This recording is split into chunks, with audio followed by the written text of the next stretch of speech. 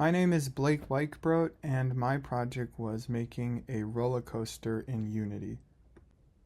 At a high level, I wanted to build something fun and thrilling that gives users the feeling of riding a real roller coaster.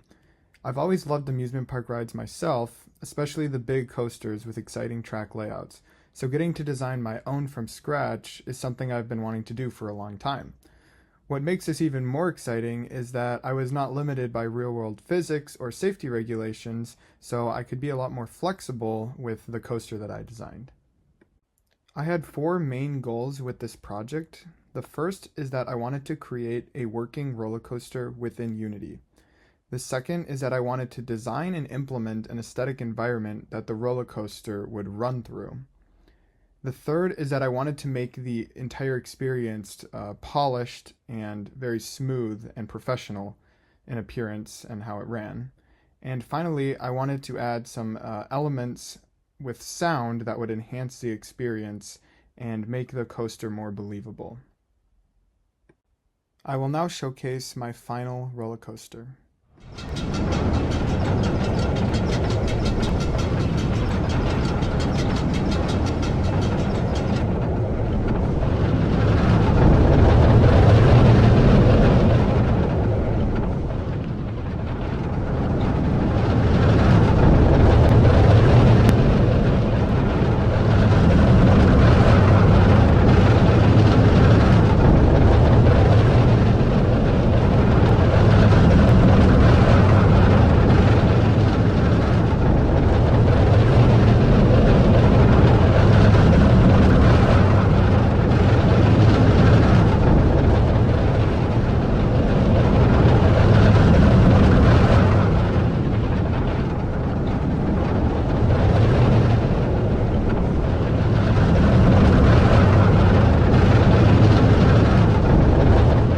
So the first element is the lift hill. This wasn't too much of an issue to implement. I did play a lot with the speed of the lift hill because the faster the lift hill is going, the more speed it has going over the initial bump or hill. And that determines how fast the coaster runs through the track. So I kind of had to fine tune the speed of this hill in order to make sure that the coaster was going fast enough to make it through all of the different elements of its track, but not so fast that it was unrealistic or was pulling too many Gs, because one of the goals of this was to make the coaster at least somewhat believable and realistic in how it appeared and how it ran. So it goes up the track. It does have quite a bit of speed. I would say this is faster than your average track on a roller coaster. And it goes down and it dips into the first turn. This sort of first turn is called, I believe they call it like a wave turn, where it rotates 90 degrees as it's going over the first hill. This is a possible element in real life, but I don't think you see it super often. It was definitely a little more difficult to implement in getting the coaster to smoothly transition 90 degrees and then roll back like it does in the second half, but I do think it turned out really well. That's one of my favorite elements. Here's now the second turn, and the coaster almost turns completely upside down within the turn. I'm not actually sure what you would call this in real life, but I thought this was a really cool element, and it also appeared very smooth. The third hill is just a very traditional like camelback kind of bump. Nothing too exciting here, no rotation, but I thought I'd mix it up and add one of those in.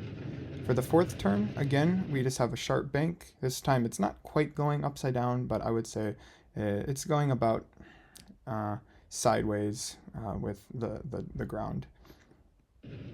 And this rotates directly into a barrel roll, this was one of the more difficult elements to implement because getting the track to rotate at a constant rate was very difficult. One of the issues I was running into is it would appear very choppy in the rotation, and I don't think this is perfect by any means, but I am mostly happy with how it turned out, and I think it does look pretty smooth and believable when rotating.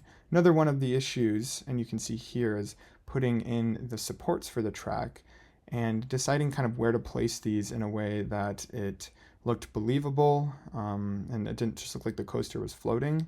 but also in a way that they weren't getting in the way of heads or arms or limbs or the coaster itself, so you weren't, banging your head on the actual supports. So it's kind of a little game I had to play with how to implement the different supports for the coaster. So it rotates through the corkscrew and it does another bank and turn here, and it kind of straightens out. The track had a little bit of a weird kind of connection here. These were two different track parts, and I did my best to try to seamlessly integrate the two. I'm not entirely 100% happy with how it looked, but for the purposes of this project, I do think it looks good enough. And this rotates down into another banked corner, and it flips over into another 360-degree barrel roll like that. This part I'm actually very happy with how it turned out. This might have been the most difficult part of the coaster to implement. This kind of it banks one way and then it banks the other way and does a complete flip like this, and then it keeps going right into a turn. I spent quite a long time fine-tuning the track and making sure that it all appeared pretty smooth. My first couple attempts at this appeared very choppy, where it would rotate very fast at the beginning, and then like the second half of the rotation would be very slow, and it just overall did not look very congruent or uniform. But after a couple of iterations on it, I was able to make it look very seamless, and I am very happy with how this part of the coaster turned out.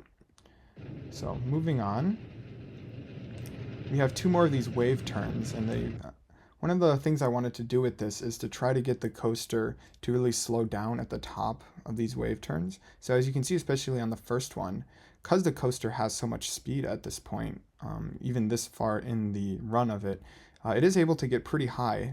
To the right, you can see the initial wave turn, that big first one right after the initial drop. And you actually are able to get pretty high even this far into the coaster, because the coaster was maintaining its speed very well. One of the things that I did for this was I did lower the friction quite a bit on the track, just so the coaster could maintain its speed throughout its run. And I'm pretty happy with how this turned out, because it then rotates and does another wave turn in the opposite direction. I do wish this wave turn was maybe a little bit more smooth. I do think the transition from the first to the second is a bit jarring, and this hill right here it goes down, and it's very sharp with how it transitions from the first to the second. I think if I could have spaced these two wave turns out a little bit more, I do believe the coaster would have looked a little bit more smooth, but overall I think it looks decent and it's passable for this project. Finally getting into the last little bit, I just have these two little small humps, and the coaster just creeps to a stop, and that is the end of the coaster. I did not go and implement the coaster to run again, but I do know with the tool set that I was using, there are ways to add to the scripting and have the coaster wait for a certain amount of time and then move around and go back up the hill. But since for this project I only needed the coaster to run one time, I just had it start on the hill. I scripted it in a way where it would just start on the hill and it would do its run, and then it would get to the brake run and it would decelerate on this portion of track, and then it would stop and just wait here until you start the programming. As far as the outcomes of my project, I believe overall it did meet all of my goals and honestly did exceed them in a couple of ways.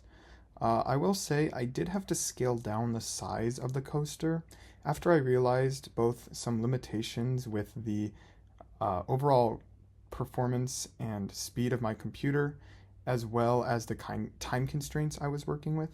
It did take quite a bit longer to get this coaster up and running with the scripting some of the scripting I had to do, as well as the track layout, and then actually designing the environment that it ran in. It did take quite a bit longer than I thought it would, so I had some initial plans for a coaster that were a little bit bigger, but because of some time constraints, I did have to kind of limit some of the things that I wanted to do from the beginning. But overall, I do think this project did at least meet most of my goals. And in a couple ways, I do think it exceeded. I think it actually turned out looking a lot better than I thought it was going to. And I'm very happy with how the coaster runs on the track.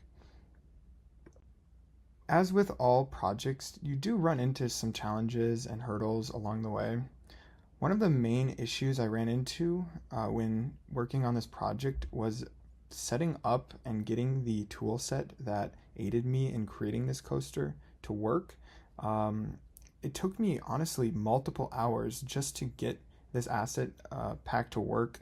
It was on like GitHub, it wasn't baked directly into the Unity Asset Manager, so I had to do a lot of installing different like plugins or assets, and then I actually had to use an older version of Unity. On the GitHub, it did say it supported Unity versions 2022 and higher. However, I don't think this asset pack or tool set has been updated in the last couple of years, so it did not work when I tried it on the newest version of Unity. So I did have to roll back and use Unity version 2022. Because I was using version 2022, I did run into this weird bug where I would work on designing the coaster and building it, and I would get kind of stuck into like a game mode where there was absolutely no way to save it. So there was one time where I spent, I believe, over 4 hours working on the track, and I had a good portion of it done, and it just did not save, and unfortunately I lost all my work. So I did run into some hurdles with some saving bugs slash issues along the way. And then another issue or challenge I had with the API itself was the scripting for the coaster. There were some things you had to do with getting it to actually start to go up the lift hill, as well as getting it to stop at the end. And I just had some weird issues with that, but I was able to resolve them. And then finally, just creating a track that appeared smooth and not too jittery or jarring or shaky was probably one of the biggest challenges. The tools that the API or that the toolset had for creating the coaster were pretty rudimentary, and it wasn't super easy to get the track to appear smooth, and there were some weird bugs with it. So those were some of the main challenges I ran into with the project. And if I were to do anything differently with this, I would have liked to do a larger coaster that went a little bit higher, was a little bit longer, maybe had some more crazy elements. But because of time constraints and honestly some of the performance in my laptop, I wasn't quite able to do exactly what I wanted to. I was also thinking of adding a launch element to the coaster. A lot of roller coasters in real life have a launch element where they start from 0 miles an hour and they accelerate very quickly, as opposed to just going up a lift hill. I do think this is possible with the tools that I had. I just didn't explore that route. I also wish I had more time to create some more unique terrain, especially maybe having the coaster go on some hills or mountains, or maybe into a cave or something. That would have been really cool. And then finally, if I had a VR headset, I would have liked to implement this in VR so I could actually experience this in VR. Unfortunately, I don't currently own a VR headset, and I am in Minnesota, so I didn't have any way to get one from Madison this summer. So those were some of the main things I would like to do differently. And then finally, the credits for this project. I did end up using Unity 2022 as opposed to the newest version, the 2025 version, or Unity 6, because of the toolset I was using did not work with the newest versions of Unity. And then also I would like to put in the Roller Coaster Designer version 1.1 toolset that did help me create the coaster, and there were some assets in there that I did reuse.